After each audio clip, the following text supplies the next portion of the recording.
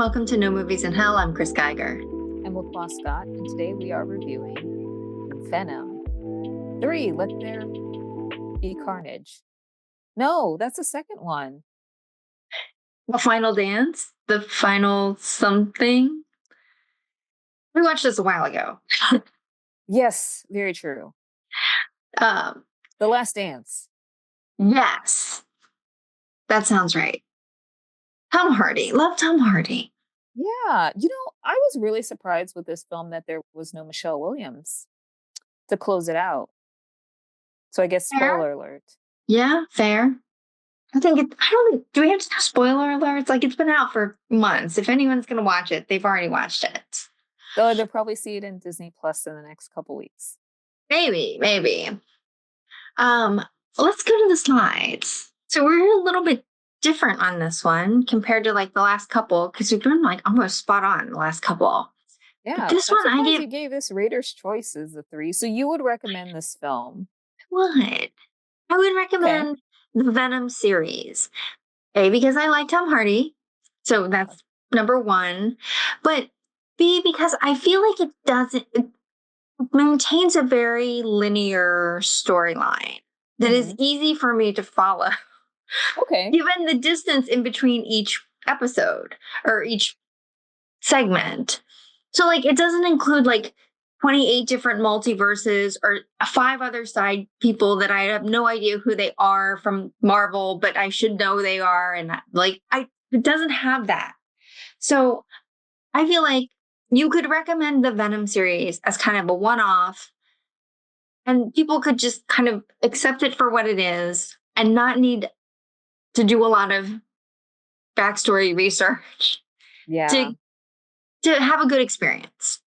Well, it's interesting because it is in the Marvel universe because it was subjected to the Thanos's 5-year leap or gap. And what's interesting is Cheadle Ejiofor, his character, who in this character in Venom, he was one of the lab folks that was impacted, but he's also in Madness of the Multiverse. Like, he is a Doctor Strange, sidekick. So good for him. He's in 2 franchises within the Marvelverse. It was great seeing, Juno Temple in this film. I really like her in I really like her work on television mainly. She's in Ted Lasso. I liked seeing all the different variants of like Venom and this new antagonist. To kind of wrap it up, I feel like Venom is pretty closer to the comic books than a lot of the other Marvel films, and I think that's why you get that lineage of, you can jump in and get it at any time, whereas sometimes the Marvel stuff is like, sourcing things that were from 10 to 15 years ago.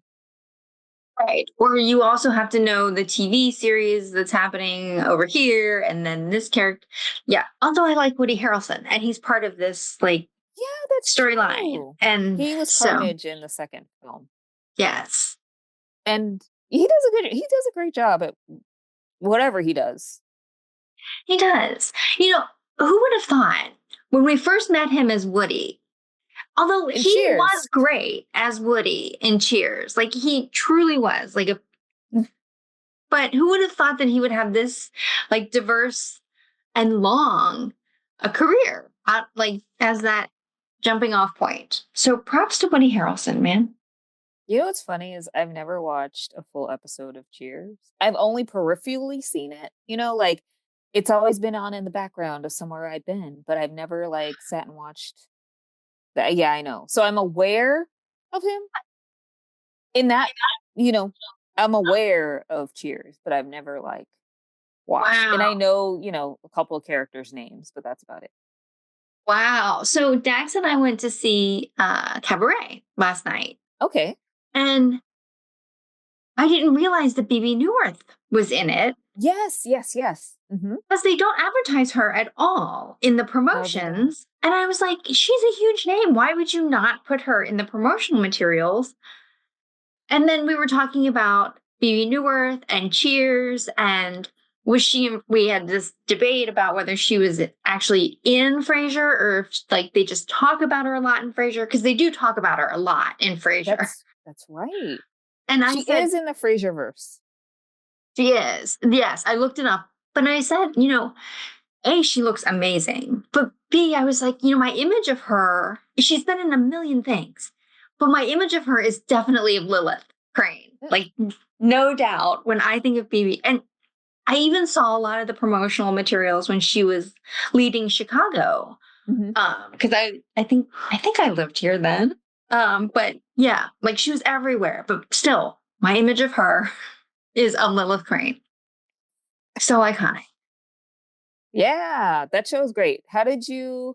Wait, Adam Lambert, right, was in it Yes. as the MC? Well, I did. I saw it like years and years and years ago. I don't know that everything has aged super well, but I mean, it stayed pretty true to what I remember. Although because it was so long ago, I maybe have lost a lot of the detail. But it was very cool how they redid the August Wilson Theater to accommodate kind of the speakeasy sort of feel of it, and how you go in and you kind of go outside to go into the back entrance. And we were sitting in the back audience section. So we were sitting kind of behind where the stage is, because now the stage is in the middle. So that was very cool. Yeah. Did you enjoy like the carnival and stuff? Yeah, we got there super early because we wanted to like maximize our time and go up to the different floors. So that was very cool. Dax said he felt like that was the best part. Oh, yeah. It's interesting because I've never like experienced that before of like you're supposed to get there early and they have like that pre-show before the show, and then they have like the little snacks and things like that. And I was like, this is actually like a really cool environment. And they give you like the sticker to put over your phone and the little pin. I thought that was great. I highly recommend, I mean, even though this is a movie podcast, I highly recommend Death Becomes Her. So before you leave, please see that show. It's so good. I saw that it was coming out as a musical, and I was like, I bet LaQua's going to see that. I saw it for my birthday. It was a birthday surprise, and oh my gosh, it's so good. Great. I will try to fit that in. I've got a lot of stuff going on in the next 13 days, because that is not that I'm counting, but that's what I have left. But yes, I will try to get there. Maybe next week. Okay, put that on the list. Anyway, do you have anything to plug in this episode? So we just plugged some theater. So we did. You're in the New York area. Now, who stars in Death Becomes Her? So Michelle Williams of Destiny's Child. And then there are two women. Their name, unfortunately, their names escape me. But one was in Company, and she plays the Madeline character. But they're two like Broadway veterans that do just an amazing job in this film or in this production. I'm actually going to see Sunset Boulevard on this week, on Saturday actually, and that has Nicole Scherzinger of many different reality TV shows and the Cat Dolls, right? And yes, that's right, the Pussycat Dolls, and I think she did like Sunset Boulevard on West End. Oh, that's right. Now, have you seen Sunset Boulevard before? I have not. Okay, did you see the movie? Nope. Okay. Well, I'll be interested to hear what you think about that. Yeah, so it's like I'm going to see this and then I'll watch it because I believe it's on Criterion. I'm sure. And as long as we're plugging shows and plays, I did see Maybe Happy Ending. Okay. Which is like didn't really know anything about going in, but I got rush tickets and it's super cute. Like, okay, you should go see it.